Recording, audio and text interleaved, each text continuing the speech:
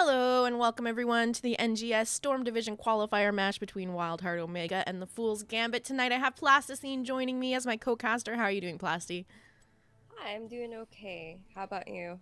Pretty good. We have the teams here in the lobby, so let's get a rundown of these map selections really quickly because they're just waiting on us at this point.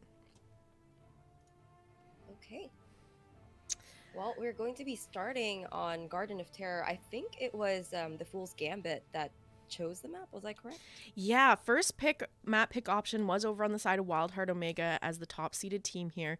They're opting to take first pick, giving map pick over to the Fool's Gambit, who are bringing us to Garden of Terror. Those map bans for this evening are Dragonshire and Sky Temple being banned out on the side of WildHeart, while Sky Foundry and Tomb of the Spider Queen being banned out by the Fool's Gambit.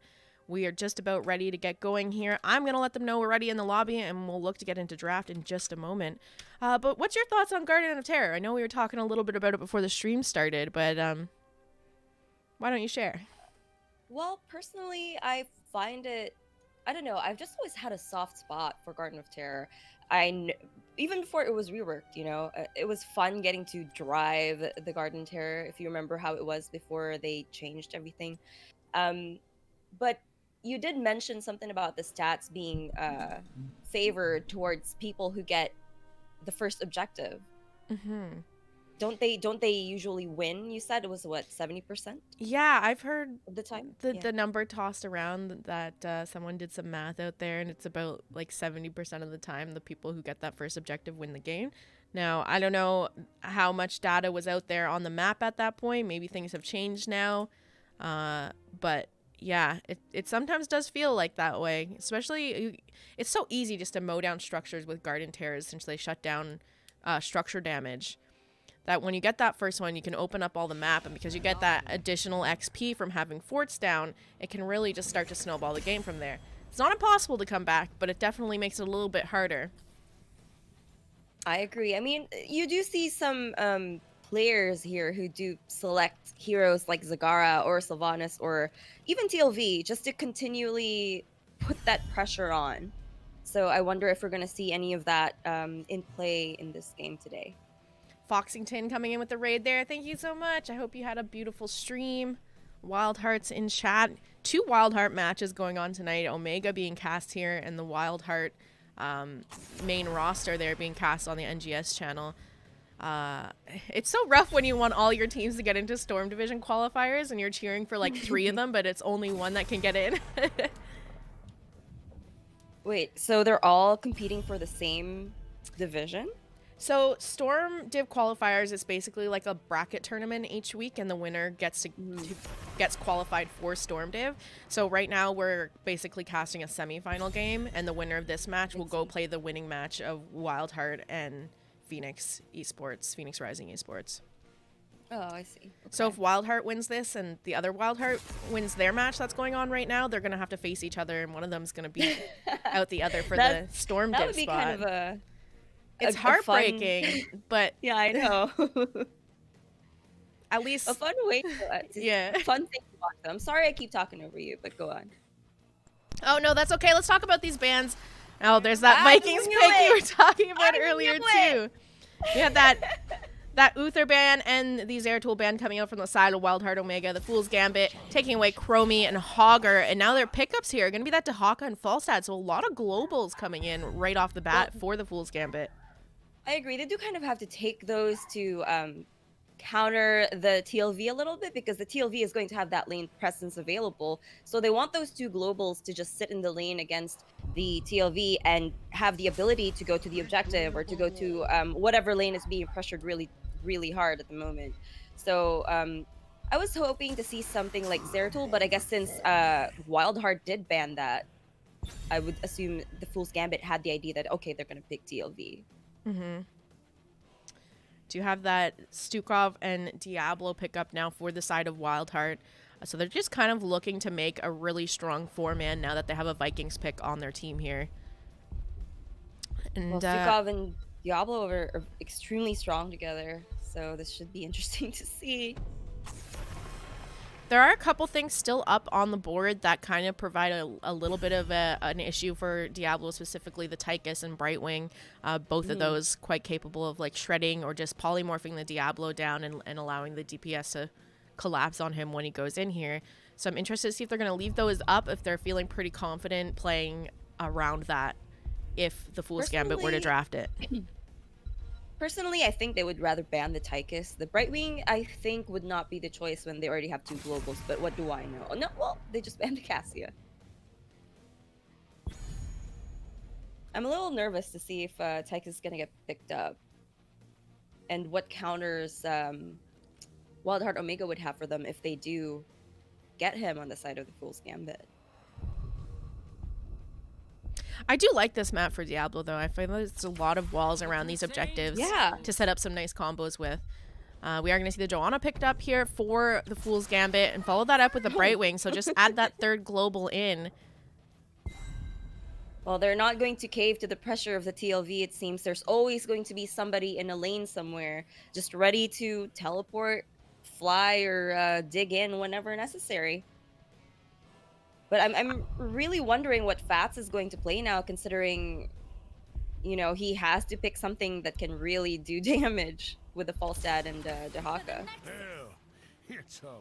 There's the Tychus we were talking about. I like Yes. this pickup because now it denies them the Tychus here. They already picked up that Brightwing. If they were to round out their draft on the Tychus, it'd be pretty hard for Diablo to get much done with a Brightwing on their team as well. And the Orphea pick as well. So they have a pretty decent 4-man going on here. I like Orphea because she's quite capable of closing that gap too if she needs to follow up on Diablo damage, just to hit a Q and kind of jump in there. Oh, Hanzo. Okay.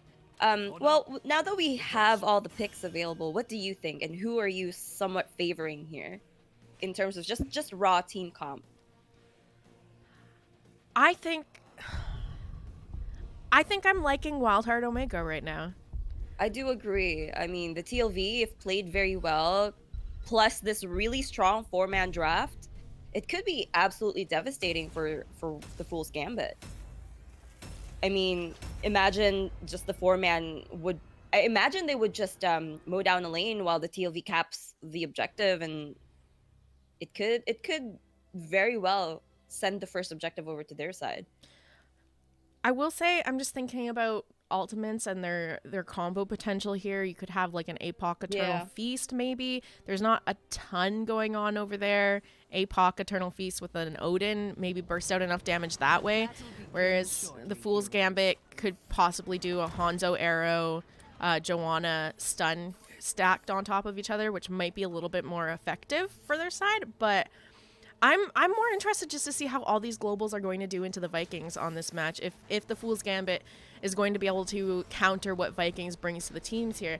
But let's get into this. WildHeart Omega on the left-hand side. We have Dope Monster playing the Tychus Lupus on Diablo, Frosty Wind on Stukov, Apparition on Orphea, and Valimir playing the Lost Vikings. And on the side of the Fool's Gambit, we have Flyest Raven on Falstad, Cubico on that Dahaka, Epic Player on Brightwing, Fats on that Hanzo, and BBW Call Me on Johanna. Ooh, that first grenade, always fun to see Tychus throwing those out. A couple questing talents picked up at level 1 here. Dahaka looking to complete out that tissue regeneration. And we have Hanzo taking the simple geometry, so looking for 20 stacks on that, currently sitting at 3 and climbing. Oh, no, he didn't get stacks there. Thought he was going to get stacks, but let's take a look at how these lanes are shaping up already. We do have Dahaka up in that top lane against one of the Vikings here. Falstad has rotated down into that bottom lane, and I expect the 4-man. It looks like they are also all coming down towards this bottom lane, and this is where they're going to sit until those camps come up. Jazzy, I know you were talking about ult combos earlier on the side of WildHeart Omega. I do also want to point out that we have the silences from Stukov to help set the team up at 13. And I can imagine that Root's silence will always get hit, considering it's Frosty Wind. He's just known for his Stukov.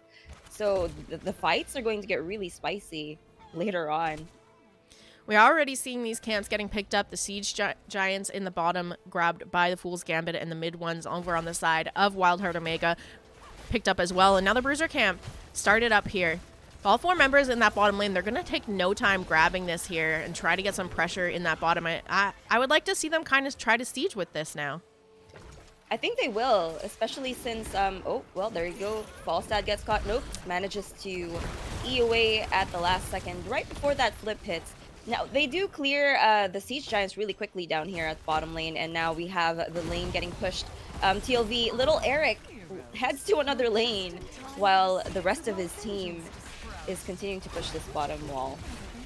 Joanna having a little bit of trouble here, getting stuck out. Takes a bit of damage, but nothing to worry about too much. But the siege is really starting on this bottom fort here. We have the Phase Show coming out from Brightwing as the Condemn connects onto a few members of WildHeart Omega.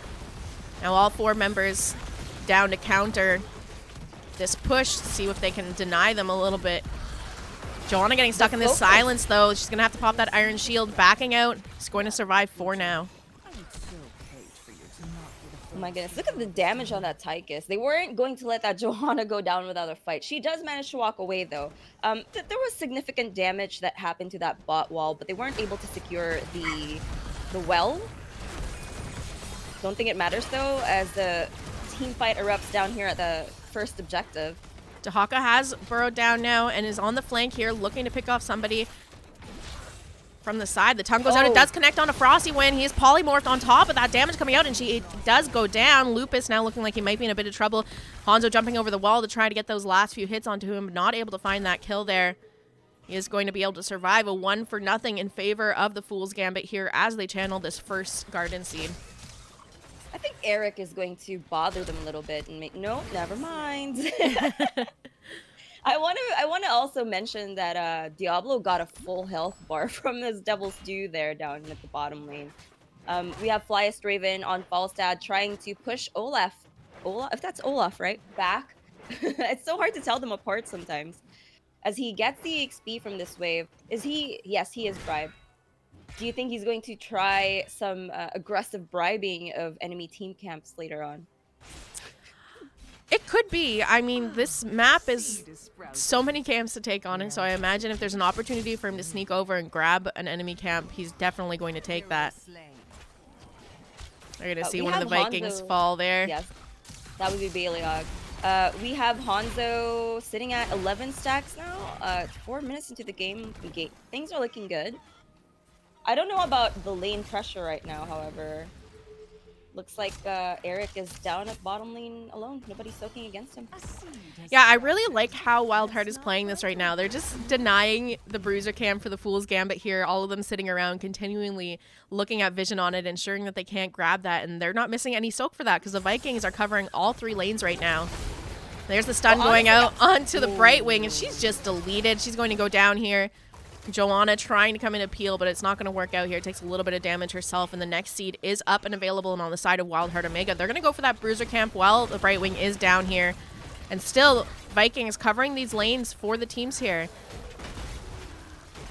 I do want to mention that the Vikings are literally whittling Johanna's HP down. She walks away with a teleport on her, just with a quarter of her HP bar. That's just wild to me to see how TLV can be so oppressive, especially with, you know, when there's 2 of them together in a lane. Have you ever gotten 100 to 0'd by a TLV?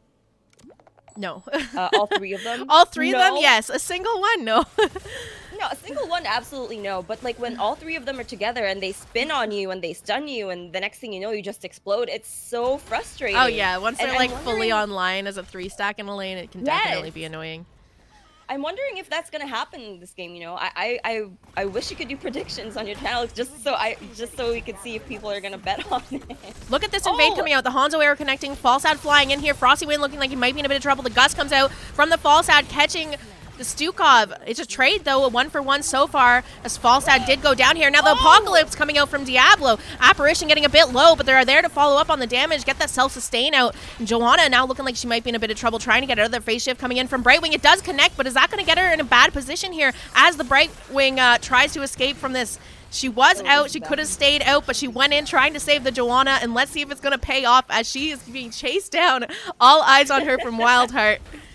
It looks It looks like like WildHeart is going to give up on her though, with the rest of the team just coming up right about now. Did you see that crushing jaws into APOC combo that happened on that team camp? That was so well executed, in my opinion. Even after the Sukov went down, WildHeart Omega was able to secure that camp for themselves and the objective as well. So I feel like just a good Diablo and a good Orphea is already such an impressive combo that I'm very excited to see how the rest of these team fights will go. Oh my. there's the fall stat getting hit by the wall stun here, but Hanzo arrow coming up, and now the Gust sending Apparition underneath tower, taking tower damage, does go down with the Hanzo damage, securing that kill. Dahaka on the flank here is going to land that silence onto Stukov. They're going to get the second kill there, and Diablo now looking to retreat. Polymorph connects, Hanzo jumping over the wall to get some additional damage. He's going to go for the wall stun to try and keep himself alive here, but he falls as well, and now Tychus in a bit of trouble. 4 members down on the side of WildHeart Omega. Fool's Gambit is back out for blood after losing that fight over the Bruiser camp. They weren't just going to let that go, you know, they wanted their revenge. And now the second objective is going to go get picked up by, well, it's a 4th one, but the second 4, the Fool's Gambit, is going to get picked up. Epic player on here on Right Wing, just pushing out that extra wave down at bottom. They know that they're already going to get that objective. There's no point in going for a team fight or anything else, really. See, I like the Vikings, don't get me wrong, but I feel like if the enemy team is keeping up on XP, it's really hard to start winning some of these later game objectives with the Vikings. I agree, especially like you when want that everybody early, is pressing on the team fight. Yeah, you want that early game lead to kind of get you like the talent tier advantages and stuff, and it's just not quite happening for WildHeart Omega right now. They've been keeping up very well with XP and are actually ahead over on the side of Fool's Gambit, and they're going to get a pick onto Eric right there. The globals are really paying off right now. And if you look at the EXP bars right now, the Fool's Gambit has a slight advantage. Almost, I want to say it's half a level advantage. Not too much of a big deal, especially if teams are going to be able to fight over this objective. It is the 3rd one for both. Jonna is coming in to scout this camp. They're trying to get it done over on the side of WildHeart. We have the Hanzo arrow coming up, connecting onto 3 members of WildHeart. And here's the Gust from the fall stat. Phase shift coming in to try and keep the teams around. But Diablo does go down here. Vikings in the back here, trying to flank in to get some damage done. But the siege camp looks like it's going to go over to the side of the Fool's Gambit, as Diablo didn't have his souls up, so full death timer. And this is going to give the first seed or the first objective over to the Fool's Gambit unless WildHeart can stall here. Doesn't look like they can, so now they're just going to have to somehow defend the pressure here from all 3 lanes, especially with this mid lane also having, I want to say that's 3, did they kill the other one? 3 Siege Giants pushing along with it. Here we have Tychus popping his Odin, trying to defend this Garden Terror, and also the 3 Siege Giants, while Diablo stands in front. Without any souls though, he's only got 12. If Fool's Gambit tries to take a fight here, it could go terribly. Bottom 4 going down there. Joanna and Hanzo still pressuring in with this Garden Terror onto the keep wall now. We are going to see that top fort fall as well. Looks like the members of WildHeart are rotating down to this bottom lane to clean this up first. Stun goes out onto Joanna. She's going to pop her Iron Skin and walk away here. And this Garden Terror starts to get shredded down pretty quickly by WildHeart Omega. It's not too bad, not a lot of damage, well, not as much as it could have been, but that first objective phase did secure a significant amount of EXP. Now they have 16 over WildHeart Omega, and WildHeart is going to have to play catch-up, and it's going to be difficult, especially with the 3 globals on the side of the Fool's Gambit. And they seem to be very on point. This is where it's a little bit harder, I think, to play with the Vikings on your team because you're playing from behind. So now your idea of just going for those engages with the 4-man while Vikings soak all the lane aren't really on the table because you're a talent tier down. You don't want to be fighting down a talent tier. So you're kind of just sitting back and you got to just get your soak now. Yeah, they do have to get that soak. We have TLV, all 3 of them in the mid lane, while the other 2 lanes are occupied by Brightwing and Dahaka, and this is going to be difficult for them to get that EXP evened out when the TLV isn't splitting. anymore. But they do have to stick together because they have that, they scaled, I suppose, on that build. Yes, we have Another seed is about to we have spin to sprout, win, heroes. so Be ready for now I it. want to see if they can catch anybody in a lane by themselves. Level 16s are almost online here for WildHeart, so they could opt to fight over this seed. They are sitting at 2 of the 3 needed, so would give them Garden Terrors here. This is a pretty good opportunity for them to try to force a fight on equal talent tiers. Camps getting picked up on the side of WildHeart Omega. They picked up the top Siege Camp, while the Bruiser and Siege Camp on the top side have been picked up by the Fool's Gambit. TLV appears like they're going to be present for this team fight all together. Maybe looking to catch somebody.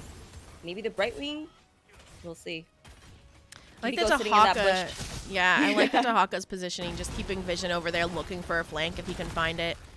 He's gonna chuck out a tongue and silence right here. Oh, but we have that root silence going off.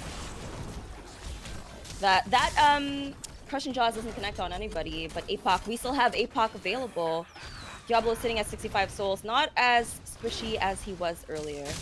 Oh, the interrupt tried to come out there from the Joanna, but the flashlight just didn't connect. And Frosty able to get the channel here. Garden Terror is going over to the side of WildHeart Omega. Now we have the APOC combo connecting here. Stun coming out onto Epic players. Just managing to survive. He's going to blink heal out of there. And has backed up just enough to still be in range of providing his team a little bit of heals, but trying to stay safe. He's going to Hearth now as they press onto this top fort. Meanwhile, the mid and... oh, sorry. I just wanted to say, I always love a Brightwing that gets away with barely any HP. One of my favorite things. On my team, this is a 5v4 here now in the top lane. We did have all the globals rotate up. Dope Monster getting caught out of position here, getting chased down by the members of the Fool's Gambit. He is going to fall here. The rest of the members backing off to now go clear mid lane. The one thing that was really not going for WildHeart here, or was in favor of the Fool's Gambit, was that they had camps pushing in that mid and bottom lane. So those Garden Terrors spawned in way back towards the core and keep areas. And there was Siege Giant camps just to help clear them up. So they didn't really get much value out of those. And look at this huge Alonzo arrow coming out to Haka, trying to bait them into a fight here. And it's kind of working. Apparition getting caught out, trying to use his Q to get repositioned. Unfortunately, he's going to fall. We still have that Tychus not spawning in for another 10 seconds here. And the chase is on by the Fool's Gambit. The Vikings popping that invulnerable to try and get away here. And Tahaka's on the flank once again, looking to see if he can find any tongues. I want to point out that during the Garden Terror phase, they actually managed, the Fool's Gambit actually managed to get the bot keep down. So it was actually a bad trade for WildHeart Omega. Now they're 17-20 and looking to catch up.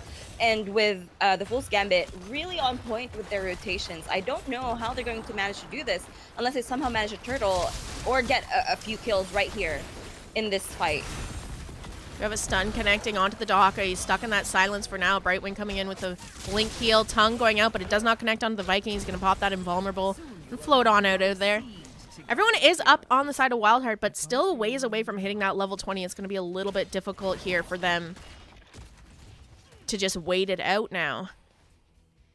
Honestly, the only way that they're going to be able to get this EXP soak is to let those waves come to them. As we saw earlier when the whole team, the whole WildHeart Omega team was down at bot lane trying to clear a minion wave, we got a rotation from the Fool's Gambit and lost, I think it was 2 of them, or just 1. I think it was just Orthea. So they have to wait for those waves to come in. They have to give the next 2 objectives and just hope that they're going to hit 20 before the 3rd one happens. Yeah, meanwhile, the Fool's Gambit is just painting the map red, grabbing all of the camps and allowing that pressure to just continue in all of these lanes here. They're doing that siege camp invade here over on the side of WildHeart Omega. That's going to be grabbed. Meanwhile, there's a Bruiser and a siege camp pushing in that bottom lane that needs to be cleared up as well. I love it when a team goes for cheese and the enemy team just instantly drafts the absolute counter to that cheese. I also want to point out, I just realized this.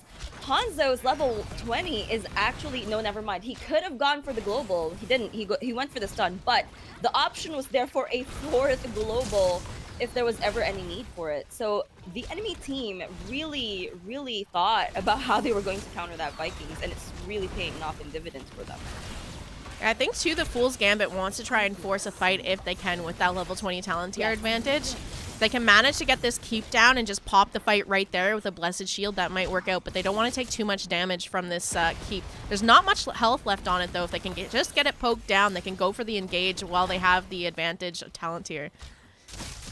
Well, meanwhile, while all of this is happening, Dahaka is pushing down top lane, and now the TLV has to split and take care of that wave. We have WildHeart. I think they're going to engage here. We're going to see a fight coming out. Johanna getting flipped by Diablo. All 5 members of Fool's Gambit here. They're going to get that mid keep. They still have that level 20 talent tier advantage if they wanted to turn around and force something. But instead, it looks like they're backing off for this seed. We have TLV picking up that top wave, and the rest of WildHeart Omega picking up the XP at bot lane, and I think that's going to be enough to take them to level 20.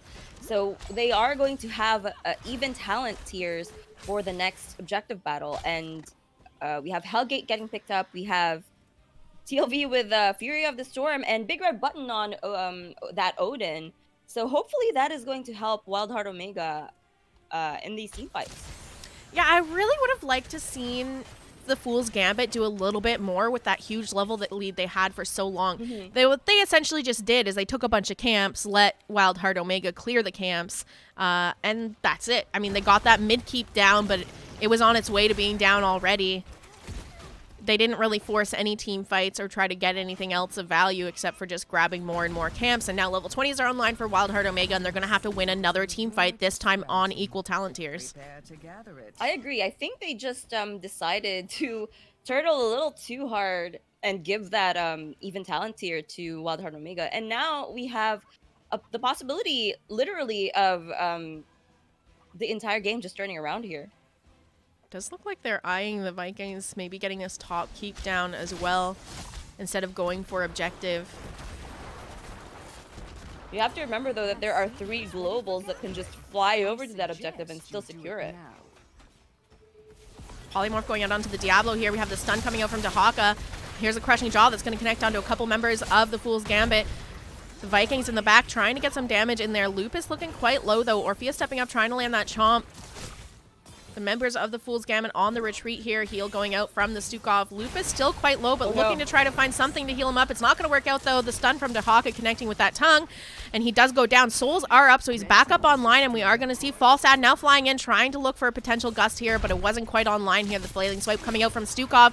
The slow as well to just try and disengage. And now the Odin pop by Tychus. Here's the Apocalypse coming out from Diablo. Flyest Raven kind of caught in a weird position. He's going to go down. That is Falstad down for the fight. The rest of the members on the side of the Fool's Gambit looking pretty low here. Getting picked off. Down goes Hanzo. Joanna goes down as well. Brightwing blink healing out from onto the minion wave. And the chase is on for this Dahaka now. Keep in mind that objective is still up. We're going to see the one Viking go down and rotate to grab that now. They do have that top 4 down, so that is kind of looking to be where they want to try to find a win condition here. But keep in mind, there's a lot of pressure mounting on their core right now that needs to be cleared up. To go back to their base to defend against that pressure right now. They're just they're looking for that Brightwing kill. They're just going straight for this core and trying to end this game if they can. Dope Monster's taking a bit of damage from that tower, though. Needs to be careful where he's positioned so that it's just the core damage hitting their tank here. But they get this down. Don't even bother with the wall. You have a limited window here to try and end this game, and that's what they want to try and go for. Fortunately, death timers look like they're a little bit too low, and they're going to back out here. Meanwhile, when they were getting that top keep, I want to point out that now their core is sitting at 59% for WildHeart Omega. That pressure of all of those lanes being empty just is a little too much, I think. We do have TLV securing that objective. Hopefully, it looks like they might. He's not even capping it, and now the Fool's Gambit is on its way. They're coming, and they're going to be able to stall that objective, potentially still secure it. One TLV sitting on the base to defend. This is, okay, never mind. They managed to get it. Well, I mean, here's the thing. WildHeart has a way to win this game now. That they can go through top, they win another team fight and go through top, so they at least have themselves positioned that way. Their health bars got a little bit too low going for that keep, but at least they have it down now, so they have their own Katas spawning in that lane as well. Joanna trying to contest this camp here, but it is going to go over to WildHeart Omega. And again, they still need to keep an eye on what's going on at core. You can see there's a few katas starting to mount up down here with the help of a Siege Giant camp. And this next seed is not spawning in an ideal position for WildHeart. It's over on the side of the Fool's Gambit. Falstad just taking that top camp as well. Hopefully he manages to secure it before WildHeart Omega comes. Looks like he will be. And now we have even more pressure to counter those catapults. WildHeart is really in a tough spot here. They have to fight for that objective. They have to clear these lanes. I don't know how they're going to manage to pull this off. Diablo is sitting at 76 souls, not even his full souls too. They are on this bruiser camp here. They're going to go ahead and grab that. So that's, again, more pressure building in these lanes for WildHeart to have to watch and keep an eye on during this objective. Lupa's stepping up. Condemn coming out from Joanna. The heal out from Frosty. Blind coming out from Joanna. Frosty did try for that root silence. It didn't quite connect onto Johanna. Brightwing trying to cap this objective now. That grenade comes out to delay the cap. Polymorph going out onto the Diablo as well. Silence coming out. You have Joanna in the back with the Unstoppable, and here's the Diablo APOC, but the Guts just keeping his team out from following up on any of that, and Diablo does go down. That Dahaka silence on top of him, and the Guts just keeping him in an awkward position there.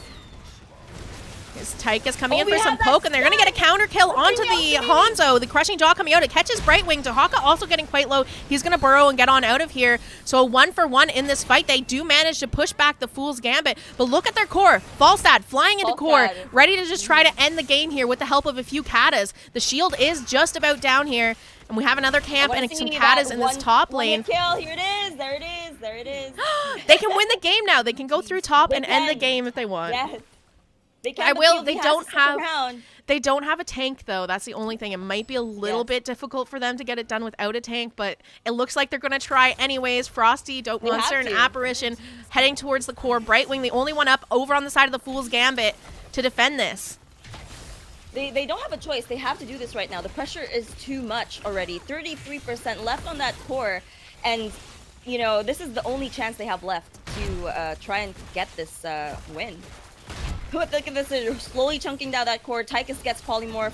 Frosty eating all of the core damage, the minion damage, everything right now. He takes a hit from the tower. Oh my lord. Oh my goodness. I don't know about this. Dope Monster's trying to end this, but... No! 32 and 33%. We have Hanzo already picking himself, looking to see if... They were thinking about it, I feel. They were thinking about going for that core rush. We have Diablo sitting in this bush. We have the TLV.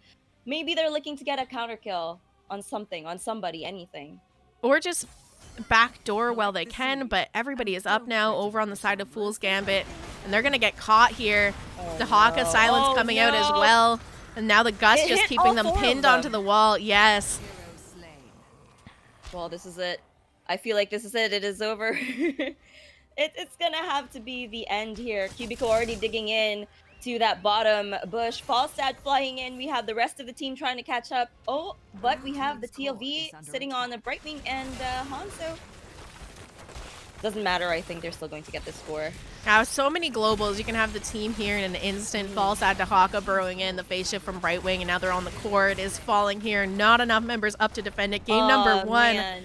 What a close game, but it's going to go over to the side of the Fool's Gambit. The lack of tank really hurt them at the end there when they were trying to push for that core. Plus, the Orphea and Stukov took those core polys. You know, those little circles on the ground you have to avoid to not become a plant. Yeah. Those polys really helped the Fool's Gambit. My goodness, this was a wild game to watch. Hanzo coming back up just in time, too, to help defend before Odin could be popped by Tychus. Was pretty big. But yeah, just a little bit. There was a moment, too, where Stukov was taking core damage and a couple shots from the tower. They keep in mid, which also kind of shut him down a little bit more. So just watching out for those core anomalies. Keep in mind, Brightwing had her polymorph too, so if you weren't getting polyed by stuff on the ground, there's a chance you're getting polyed by the actual hero left up on the side of the Fool's Gambit. But I think they had to try at that point. They did. Like, That I was don't, the only chance they had. I don't think they were going to be able to continue just to defend their core with all of this mounting pressure from the catapults and everything. This was their time to go for an end with 4 members down. It just was unfortunate that their one member that was down was the Diablo. That's true. I mean, TLV had to stick around and defend their base. If the TLV was there, I feel like maybe there was a possibility, even just one of them, right? You send Olaf to tank some of that core damage. Maybe they had a better chance. But everybody, I think, I don't know if Olaf was dead, but the TLV was defending their base. I just don't. I'm so sad. Yeah. Well, hey, you know what? It was a great series, really close series either way. 13-16 in kills here. Let's take a look at these talents really quickly. See if there's anything that sticking out to you here. Well, I want to point out that Dehaka took that silence, and it really came in clutch. He hit 4 people in that last fight. Yeah, he has the level 20 upgrade, so it'll hit all heroes near the first target. So when you're clumped up like that with the gust against the wall, it's being spread to all of the Vikings and Diablo there. So That's another thing that I wanted to mention. The wind tunnel was really instrumental in securing kills on Diablo, securing kills on, essential parts of the WildHeart team. And I really feel like the Fool's Gambit just played their comp so well. The combos were always going out. We always saw the initiation with either the arrow or the blessed shield, and always the follow-ups. So even though WildHeart had their own wombo combos, just Fool's Gambit was on top of it. Yeah, I agree that the combos coming out from the side of the Fool's Gambit were pretty well played here. I mean, WildHeart still had very decent combos coming out. It was a close game. Like you saw, both cores are down to 30% at the end there. So really, I think it could have gone either way. Yeah, any talents that you want to touch on before we move on and get ready for this next lobby? Let me see. Well, I don't know anything really about Orphea, so I will leave that to you. But that's a pretty standard. Pretty standard. Yeah, that's a pretty standard build for Orphea. Nothing surprising at all there. Yeah, I'm looking at the the builds for the healers, and they're also all quite standard. I don't know. Nothing really. I thought she had really good crushing jaws. I don't know if maybe they could have got more value out of an eternal feast, but the crushing jaws were pretty on point and helped them to secure kills. So I don't think the other one would have been any better in this case, because apparition was pretty on point with them. I mean, there was one point where there was a bit of a counter synergy when Orphea tried to pop that crushing jaws, and Stukov smacked people away. But that's just some of the things that can happen by accident, not really something that I'm sure they intended to do. And that would have happened. That could have happened with an Eternal Feast anyway. He could have smacked them out of the Eternal Feast. So it's not like the counter synergy would have disappeared if she would have opted for the other talent anyway. I do see that Johanna went with Subdue. I wonder if she managed to get her quest. I wasn't paying attention, but I wonder if she managed to hit 4 people. One build I am interested in is Diablo's build. Lately, you're seeing a lot of auto attack Diablo, and instead Lupus has gone with a full Fire Stomp build here. So it's interesting to see him pick up Devil's Due, and it's just not the build I typically see on Diablo. Maybe he knows something I don't, though, because I'm not a tank main. But for the most part, I always see them going for the resets.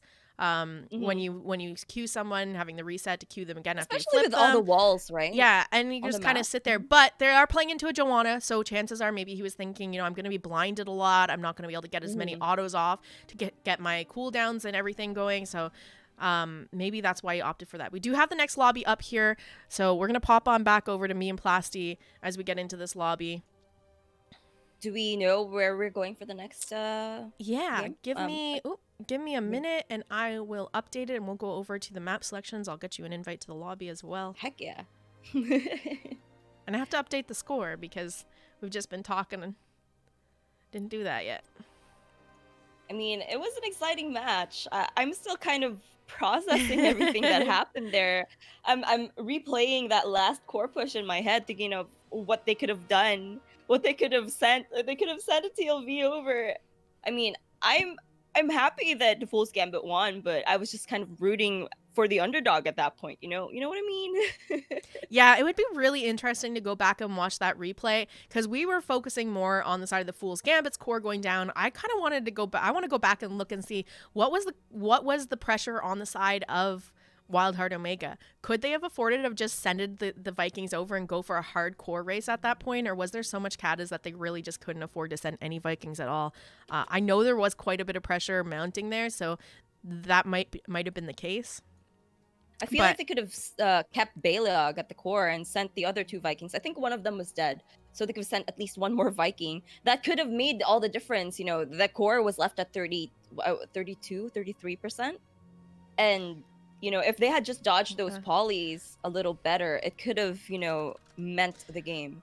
But, you know, at that point, I don't blame them. The teams are ready, so let's quickly look at these map selections here. Game number 2, we are going to be going to Cursed Hollow. Does look like WildHeart Omega's opted for first pick after losing game number 1, giving map pick over to the Fool's Gambit once again. We have Cursed Hollow, Jazzy. Another map where globals and TOV are very good. Yeah, you're not wrong here. But as we've already seen, the Fool's Gambit kind of has something in mind to counter a Vikings pick. So I'm wondering if we're just going to see a completely different strategy coming in for game number 2, although they could attempt to run very similar comps. Jazzy, have you ever seen a Juice Pirates game in any of your NGS casts? You know what? No, not very often. No, I don't think I have.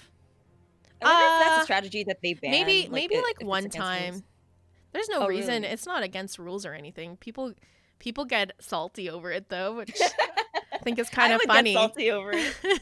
I mean, I always love, like, I don't love, but like I always think it's funny when people get upset over, you know, cheesy heroes getting played in but it's a legit strategy, houses, you know? And these kind of games because they're in the game. There's a chance that they could be played. You can't be mad because they get played and it worked, you know?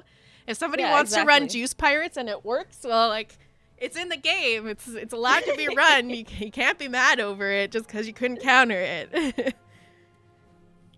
But what do you think is the counter to Juice Pirates, though? How would you personally handle that situation if you were on the receiving end of it? I would alt F4. No, just kidding. But that's one way to handle it. I've seen close to your mic to say that too. I mean, there's just the option of doing something like we saw Fool's Gambit run last game and just take a bunch of globals to stop the push right away. You could also just go for a full push comp, and every time they go to push, just you also push and do races to core. I've seen that work before. Zeratul pickups to just void prison and deny damage at the core. But mostly just keeping an eye out for it in draft and banning if you think that might be coming out and you know that it's something a team plays. Yeah. Yeah, I feel like that's something best stopped at draft. Mm-hmm. But yes, what kind of bans we're going to see here. We saw the globals really hitting hard last game. No, we still have Uther ban. Is he really that OP right now? I don't know. He was banned all games yesterday that I casted as well. What's up with Uther? You're the healer main. Do you know? I don't know. I've seen played a lot in my games as well on Storm League. I think it's just because he's pretty good. He's got the stuns. He can give armor. He's just an all-around hero that can do a lot of things. He's not necessarily a healer. I wouldn't solo heal with Uther if I had the option to, but maybe they just don't want to deal with a Divine Storm, you know? Like a Bush Divine Storm would be very, very... I don't know. Yeah, like he wasn't even touched in the last patch. No, he's actually been the victim, quote unquote, of several back-to-back nerfs. I think they nerfed his HP bar, his regen, or something like that. So I don't know. There we go. Target ban from first game here. They're going to get rid of that fall stat. So there is a chance maybe they're still looking to go Vikings, and now they're going to take away a couple of those globals Yes, they don't want to deal with this again. They want to limit the amount of globals. I feel like they probably banned that Falstad as well because of the really good gusts that the Falstad had towards the end of that game earlier. Yeah, the level 20 Gust upgrade, if you can pin a team against a wall, it's like having a stun on them for a solid, 4 or 5 seconds there, and they can't do anything about it. Exactly. Plus, this is just, the Falstad map. He flies over to a boss and gusts everybody away, and this boss is mine now. You know what I mean? So they wanted to take that off the board. Now I want to see a Medivh pick up so it can just fly over to the boss, leyline everyone, and this boss is mine now. The reverse! I was wondering if we were going to see this. I'm like, they didn't ban Vikings. The Falstad's banned out. Maybe WildHeart wants to take it again. Watch the Fool's Gambit, snap, pick it up, and deny it from them if they don't first pick it. The Fool's Gambit instantly picks up that TLV and another counter, that Zeratul. So now WildHeart Omega is sitting in a bad position because they banned one of the counters to the TLV. They banned that Falstad. So I wonder if we're going to see Dope Monster picking up that Tychus for Master Assassin. Do you think he would go for Master Assassin with a TLV? I don't know. It would be interesting to see, but we have Maiev. I'm just thinking about how they're going to use this comp effectively into Vikings. I guess Maiev maybe can get some nice resets on them and team fights here, possibly on her Q. Well, you have to remember that Maiev and Stukov are a great combo together. Yes. Yes. No, I'm just worried about them being able to stop the Vikings from just running it down in lanes when these objectives are up. So right now they don't have like amazing wave clear. They don't have any globals to quickly react to what Vikings is going to be doing during tribs. So I'm interested to see what they're going to pick here for their last parts of their draft to kind of counter them. Maybe they're not worried at all and they just going to try and, win some early team fights and get ahead in XP and not let the Vikings get any value. That's probably what they're going to be trying to do. But what I've been thinking about is I wonder whether Cubico is going to build his Vikings differently. Is he going to go for just Merc build and just cheese his way to keeps? I don't know. It would be interesting to see something like maybe Zagara, a global counter push against a TLV, or maybe Do you think they're going to grab a bruiser here, or do you think Maiev is kind of filling in the bruiser role? I think they should grab a bruiser. I think maybe Dehaka would be very good in this situation. I mean, he's not bad. He's still up. ETC could be pretty good here as well. If you have a Warden's Cage with the silence underneath and you can pop a mosh as everyone bounce around inside. Well, yes, but also you have to remember that Zeratul is literally a counter to their whole situation here. We have Zeratul just put a, VP down and counter most of the things that are going to happen. I mean, that would just freeze them in the mosh, right? Well, that's Doesn't true, but you can kind of... The Wave of Force would cancel it, but... Yeah. Anyways, Blaze pick up and the Diablo pick up, so no ETC. Yeah, no ETC. I'm curious about This just looks like really aggressive comp over on the side of WildHeart Omega. Like, they just want to get in there, get their picks, and get back to lanes before the Vikings get too much experience. Yeah, I want to point out the Garrosh pick. Can you see, like, the Garrosh pick counters both of their tanks? Holy crap. So we have Diablo charging in, gets tossed, instantly dies to Karazim ult. Same goes for Blaze. Yeah. Even for Maiev, actually, but Maiev at least can get out of it with her trait. Ooh, spicy game already. Are you excited? It's interesting. It's just interesting drafts here. I mean, the other thing to keep in mind here is the Fool's Gambit has drafted pretty much all spell damage. So they're not going to have an insane amount of sustained damage throughout these fights. I mean, Min could go orb build and get the resets and cooldown reduction on her ability. Yeah, but you have to remember that Diablo just takes Soul Shield and then what does she do, right? That's exactly what I'm getting to here. Perfect. All right, into game number 2 here. I love the drafts coming out from tonight. because they really make me bouncing back and forth and like, well, they could do this combo and that could work out really well. Oh, but there's this counter over there to ruin that. And I'm interested to see how this one plays out. I'm a little bit worried for the backline of WildHeart Omega having that Ming and Zera tool there, that they're just going to get popped and deleted, but we'll see how it plays out here. WildHeart Omega on the left-hand side, Apparition on the Maiev, Lupus playing Diablo, Frosty Win on the Stukov, Dope Monster playing Tychus, and Valimir on the Blaze. And on the side of the Fool's Gambit, we have the Epic Player on that Karazim, Fats on that Ming, BBW Call Me on that Garrosh, Fly Straven on Zeratul, and Cubico on that TOD. I want to point out, by the way, that Diablo did not take Soul Shields. It's not... He took Devil's too. Yeah, it looks like he's maybe going the same build he went last game so far. It's not the usual talent that you see a Diablo pick up. Yeah. Oh, we do have a bit of a different build already starting off from this DLV. We have Eric going Spy Games, so he's going to get that stealth and vision for his team. Could be very interesting. He could leave that Eric on the boss point or anywhere really to just give his team a little extra information for the rest of the team to come and murder WildHeart Omega. You do have a level 1 questing talent picked up on both sides here. Blaze going with the globes. And over on the side of the Fool's Gambit. You already have 5. Yeah, Garrosh grabbing Warbreaker here, so looking for those 15 stacks on his queue. Do you have camps up now?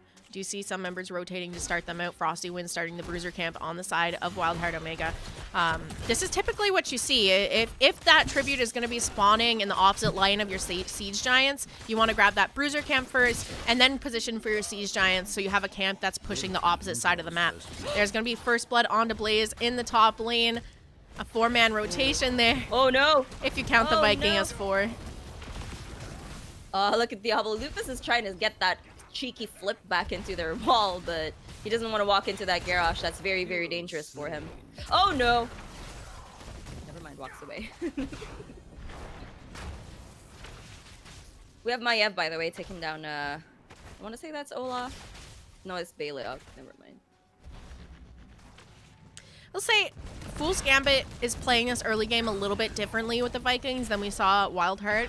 WildHeart kind of stuck around in one lane trying to siege and pressure it. They're just going for rotations and trying to pick off members that are soaking into the Vikings. Here's a silence and a pull going out onto the Karazim here. He is going to get picked off, caught a little bit out on the rotation. Here's another thing, though. Remember how earlier we were commenting on the Garden of Terror game where the Fool's Gambit had an EXP lead over WildHeart, who had the TLV? It's kind of happening in reverse here. TLV is falling behind on EXP. We almost have a full level ahead on WildHeart Omega. Quite interesting to see. It doesn't look like WildHeart is picking up their Siege Giants, but we have that mid camp on the Fool's Gambit getting picked up for that pressure. So I wonder if they're just going to give the first objective. And none of Fool's Gambit is really around to stall this out except for that Garrosh, and he's still sitting up in the bush. Doesn't really have too much ranged abilities to stop the channel here, so they are going to grab that, but Lupus is now getting caught out of position. Frosty's coming up trying to get some heals out onto him to keep him alive, and he is able to walk away from that engage. Meanwhile, Blaze looking like he might be in a little bit of trouble if he sticks around here. He's going to slide on out of there though and survive. They have that Bruiser camp to clear up in the mid here. Diablo landing that stun. Blaze getting thrown in here. Unstoppable being popped with a silence, and the Maiev pull coming out, connecting onto Garrosh, who is shoved back in under towers by the Diablo. Fortunately, that camp's around to tank that, but a lot of damage being traded back and forth here. Meanwhile, top lane is not being soaked, and we are going to see the Fool's Gambit start to take a little bit of a lead in XP. That was actually what I was about to comment to before that team fight erupted mid. Top lane is completely empty for WildHeart Omega. Now they do have Blaze there. The EXP is even a little favored to Fool's Gambit now. So the lack of globals is really hurting WildHeart here. I mean, now that WildHeart has picked up that top, and we are going to see Tychus get chased down by the Zeratul. Flyus Raven's just trying to get his stealth form before those minions see him and start shooting him, but he is able to survive there. Oh, that was funny to watch. Oh my gosh. I clenched a little. Am I allowed to say that? Yeah. All right, next tribute up here does look Fool's Gambit is ready for this one. They got that Tychus pick. They're starting the channel here. Zeratul hurt and is now around to help. Blaze on the side trying to get the interrupts. It worked a couple times, but now zoned out. Epic still going for the channel. This is where it gets a little rough for WildHeart Omega. Look at that. The XP lead is widening while all 5 of them are sitting on this tribute trying to stop the cap. Meanwhile, TLV is just soaking. They need to be making decisive fights here and just getting them over with. And right now, they're just kind of looking for an engage, and they haven't quite found it yet. We do have to cap this now. They can't, though. They have a Li Ming sitting down below them that are just going to continue to poke. And she did take the orb at level 4, so she has the cooldowns there. And now they're getting zoned out here.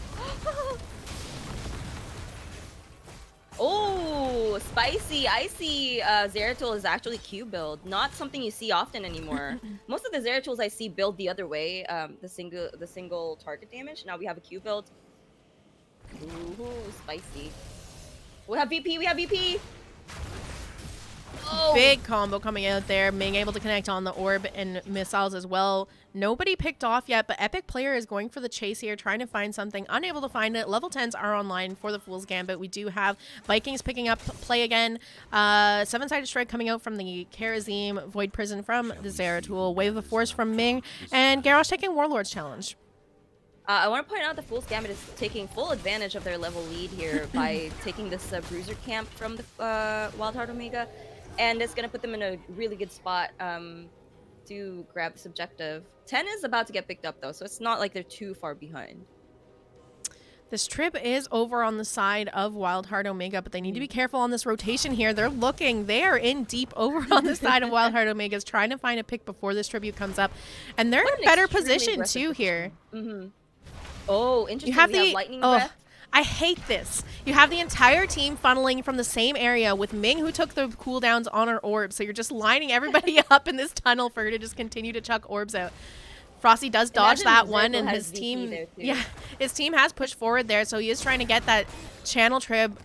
Karazim coming in for the interrupt. He's dropped that Earth Ally down. Earth Ally, there you go. All right, Frosty going for this channel again. He is going to be able to get that. Okay. And they need to get to lanes because Vikings, again, are pushing in that top lane, pushing in the bottom the entire time. Look at Cubico just having complete free reign over that top lane. Nobody even come in. Now we have TLV, but Zeratul starting their boss here. It looks like they are, yes. So I feel like their next play here is to just push with the Vikings top lane while they try to prevent that cap on the boss. I mean the there's a trade for bosses going on here because we are going to see WildHeart Omega start their boss as well. Fool's Gambit a little bit ahead. But they did get those picks onto the Vikings, so at least for the moment, there's just kidding, there's play again. They're back in lane already, soaking again. Plus, I want to point out that Fool's Gambit has a bigger advantage of this boss positioning here, because that boss is going on to top lane. They're about to pick up 13s. Blaze is still top, maybe looking to defend that, but the boss is, down here at bottom.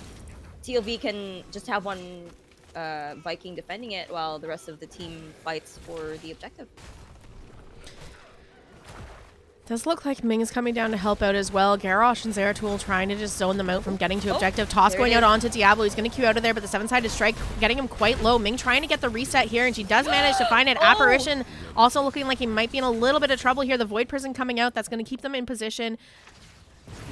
And there goes Maev getting picked off as well. Zeratul going in, trying to get a bit more damage onto Frosty. Not able to find the kill yet, and now they have a boss heading onto their top keep wall. It's mostly down. Towers are going to finish it off here, but this trip is going to go over to the side of the Fool's Gambit, bringing the trips 2-2 on both sides. I love how Frosty just dropped that silence at his feet. He was like, oh no, Zeratul's going to come back in. He drops the silence on his feet to prevent any more dashes out. But, Flyest Raven knew that it wasn't a good idea to go back in. Also, I want to point out, during that team fight, that we saw the exact combo that I was thinking about from Garrosh. The toss onto the Diablo, followed by the 7-sided strike, and then the VP just secured that objective for them. Especially with a 13 talent up, tier up.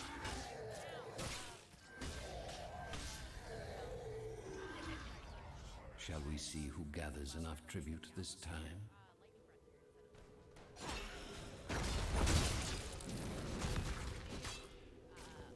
Jazzy, are you there?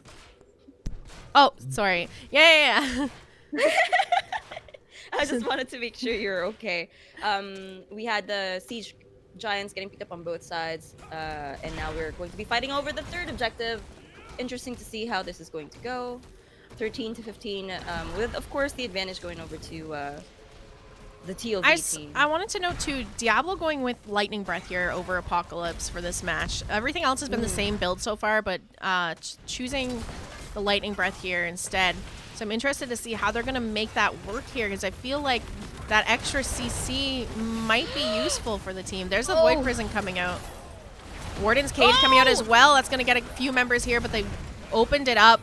There's just so many bodies to take a bounce off the wall and let the rest get through. There's not much that they were able to accomplish off that Warden's Cage. Garrosh being chased down, but in the back line is that Zeratul trying to get some damage in the flank. They get a pick onto the Vikings. Diablo did go down in this fight, and here's Zeratul going in, trying to get that last hit onto Apparition. He's going to pay for it, though. Down goes Zeratul. They're still trying to fight this out, just poking back and forth as this curse is gone over in favor of WildHeart Omega. WildHeart, yes.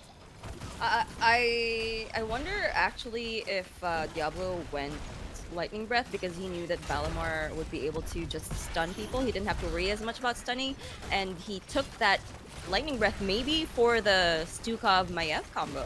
You know, they're all in the middle. Yeah. Just breathe fire on them.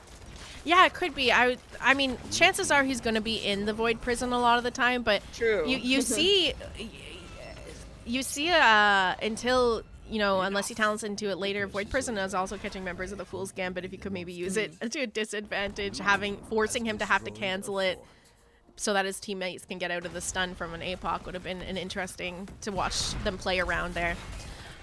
True. Garrosh we have going in here. He wants what he can find here, but he's going to get flipped over. The taunt coming out, and that's tower damage helping Tychus to secure the kill onto Garrosh, and they're looking for more. They're still down their level 16s, but now without a front line, makes it a little bit easier for them to chase them down. There is the Void Prison coming out.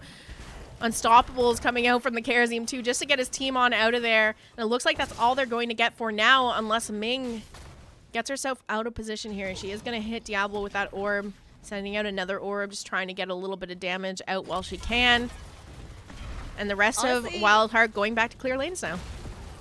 Well, they should be clearing lanes because look at this. The EXP gap is widening and nobody is ever in the lane against the Viking.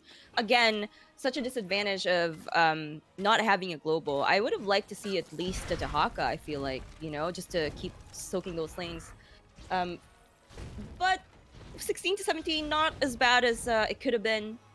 Maybe we can see WildHeart Omega turn this game around at the next objective fight, which they would have to. It is the 2 out of 3 for the Fool's Gambit. Camps getting picked up on both sides here. Boss back up over on the side of the Fool's Gambit. Karazim sitting around with Ming and Garrosh. Now Zeratul rotating up as well. It does look like WildHeart is looking here. There goes the 7-sided, and Diablo's just deleted, absolutely decimated by the Karazim and the Garrosh tossing him in. And now the stun coming out from the Vikings onto Frosty Wind. He's going to use his Flailing Swipe to try and stay alive. Manages to pop a heal here with his trait to get him back up to half health as they go on their retreat. But they're down their tank now. Vikings have been continuing to soak this entire time, and the boss is back up on both teams. We are going to see the Fool's Gambit pick up the boss over on their side of the map. And I imagine, I wouldn't be surprised here if WildHeart Omega also goes for theirs just to deny a double boss pickup to Fool's Gambit. They have to do this now, especially since there is going to be a boss fight. A tribute fight rather, for the Curse tribute on the side of the Fool's Gambit. So the only way that they can really deal with this is to just fight over that objective. They need without Diablo souls, yeah. They need to get this quickly because here comes the invade here. And here they are. Vikings is creating time for them to come in to get this camp, but boss does go over to the side of WildHeart Omega. They're not able to contest it, and now Garrosh looking like he might be in a bit of trouble. Has that bind from Maiev, stun coming out from the Diablo. He does pop that Unstoppable. Lightning Breath coming out as well. That Void Prison down, and the Silence is going to connect on. We're going to see Li Ming go down. 7-sided coming out from the Karazim. He was stuck in that VP for a minute, so we saw the end of that as the VP dropped, and the Odin now just zoning out the rest of the members of the Fool's Gambit. They are going to be able to grab this tribute, but again, they just have to go back and clean up lanes at this point. There's a boss pushing onto their top is going keep. to take their keep. Oh, They're going to look for some value here. Yeah. Which they have to. They're going to be down 20 soon, and they want to see if they can get a... Use that Lee death to the best of their advantage here. Blaze has gone back to deal with top lane, and they're just trying to get a keep if they can. The boss, not much health left on it here, but all you really have is a Zeratul, a bunch of melee damage to step up to defend this boss, which is a little bit dangerous. I want to point out that Zeratul, however, is 100%... here we go again. The taunt, seven-sided strike, but he's going to survive this time. And the retreat is continuing for WildHeart Omega. The next tribute coming up, the flip onto the Zeratul here. Frosty Wind using that flailing swipe to help disengage. Level 20 is not online yet for WildHeart Omega, but this next tribute coming up will give Curse over to the side of the Fool's Gambit. Stun connecting onto Lupus. He is tossed back in, Q's back out onto Epic Player here. But another stun follow-up from the Vikings as they continue to try and retreat. And now Ming is up. Wave of Forest goes out. And it looks like they have now managed to mount up and are well on their way out of here. But again, this is Curse for the side of Fool's Gambit. They have to give that now. They are 19 to 20. They can't go in and fight. Even without some of the ults, they're about to come up on the side of the Fool's Gambit. So it would have been extremely risky to try and take that fight, especially without Sukov's disengage. I also want to point out that Zeratul has fully scaled. He is Q build, and now he has his 16 Q, his shadow mending. He's now a real hero in this match. Yes, yes, he's now a real hero. All right. Garrosh looking for that stun there. Doesn't quite connect. We have the Void Prison come out, though, and he's going to be ready to toss somebody. Blaze coming in for the stun, though, to deny them. The toss is there, and now a bunch of damage being traded back and forth here. Lightning Breath coming out from the Diablo. Seven-sided strike being used by Karazim. Flyas Raven in the back line trying to get some damage onto the squishies there. Valimir getting quite low, but they're going to get the pick onto Karazim. Garrosh trying to retreat now. He's quite low as well. And without a healer to keep him up, looks like they're going to back off for now, and WildHeart Omega is going to be able to clear up the lanes from this curse. Honestly, not too bad of a defense from WildHeart Omega. They managed to pick up that level 20 and secure that talent tier, just have it be even, you know. And they only lost one keep, and it was a keep that was already a quarter HP.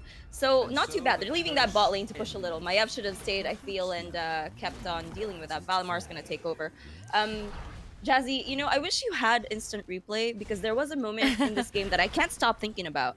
You know, do you remember when they were doing that boss right before the tribute? Yes. At that bottom? Yeah. Yeah.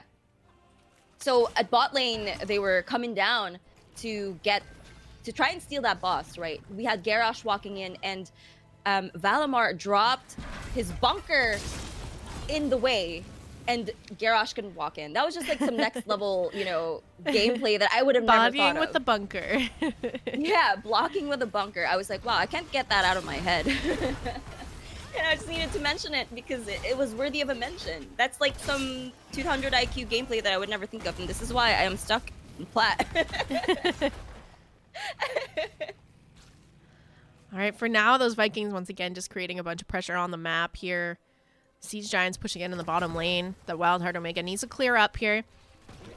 This next trip will be spawning top, but it's not going to give a curse over to either team.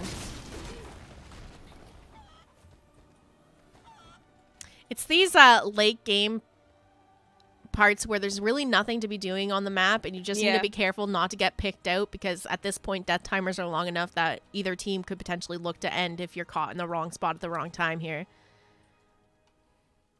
Yeah, so this is just I feel like WildHeart Omega just has to turtle here, push out those lanes, maybe get some kills on the Vikings. Not that it would matter with play again, but just lessen that pressure. Ooh. Here's the thing, though. The boss is up back on the side of the Fool's Gambit. They're going to go ahead and start that up. None of the members of WildHeart are around to contest that.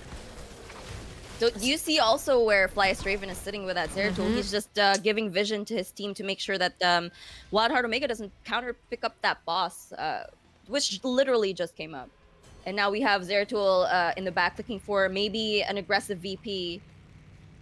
So here's the thing, if WildHeart Omega gets picked off here, they can look to end with this boss. There's no keep left in that top lane, then it can go straight to core. They do manage to pick off one of the Vikings here. They're going for the invade onto the Siege Giants. I wouldn't go in there if I was WildHeart Omega, not into a VP. You have the Odin being popped by Tychus here to help with this defense. The Boss and Giants pushing forward. Garrosh looking to get a toss onto someone. Ooh. Void Prism coming out, connecting onto 3 members of WildHeart Omega as this boss starts hitting the core.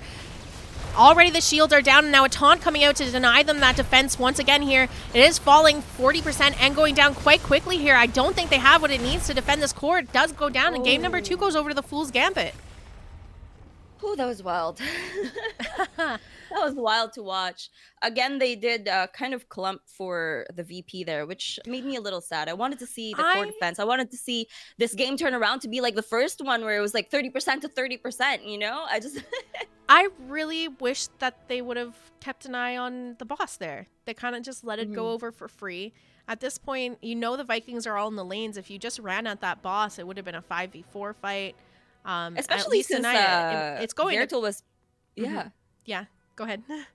Oh, no, I was just saying that to add to your point, if they had just gone to that boss, you know, well, I mean, hindsight is 2020, and as casters, we see what's going on, and they don't. But Zeratul was at that bot lane, boss trying to give vision. So if they had just rushed that boss, you know, I feel like they could have maybe saved the game, maybe turned it around. Maybe they could have even ended with it going top lane. I think trying to take that fight before a boss was on your core was a better option than trying to take that fight now that a boss is pressuring your core, because you're going to have to take the fight either way. It's, do you want to do it trying to defend the core, or do you want to do it trying to contest the boss? And I just would have liked to see them maybe rotate there. I do realize Vikings were pushing onto their lanes and stuff, but it wasn't threatening core quite yet. They could have definitely gone for the boss contest and tried to make something work. Maybe they were just trying to hold on to those keeps a little too tightly. You know, I would have given the keep to make sure that that boss didn't get picked up, especially going down an empty lane.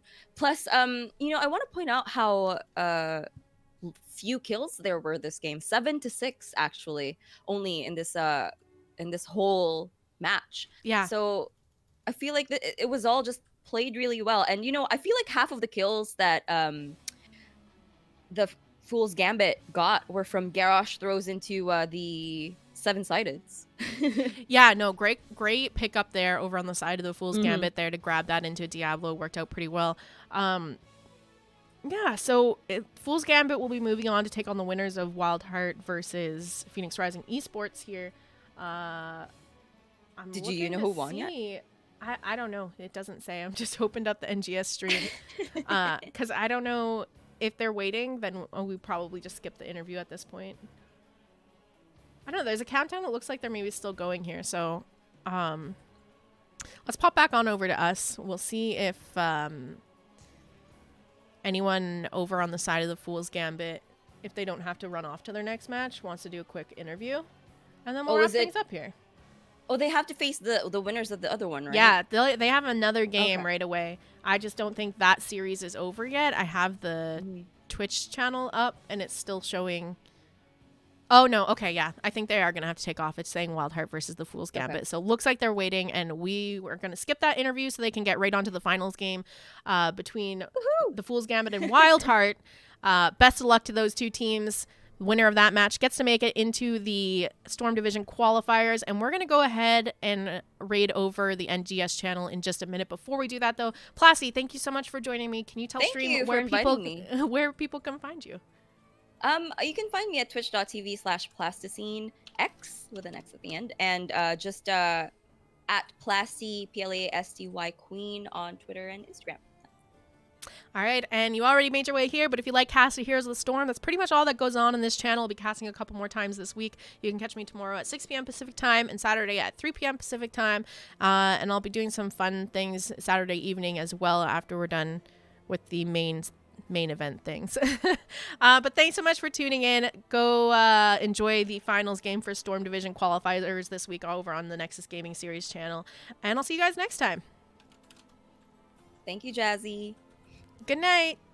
Good night.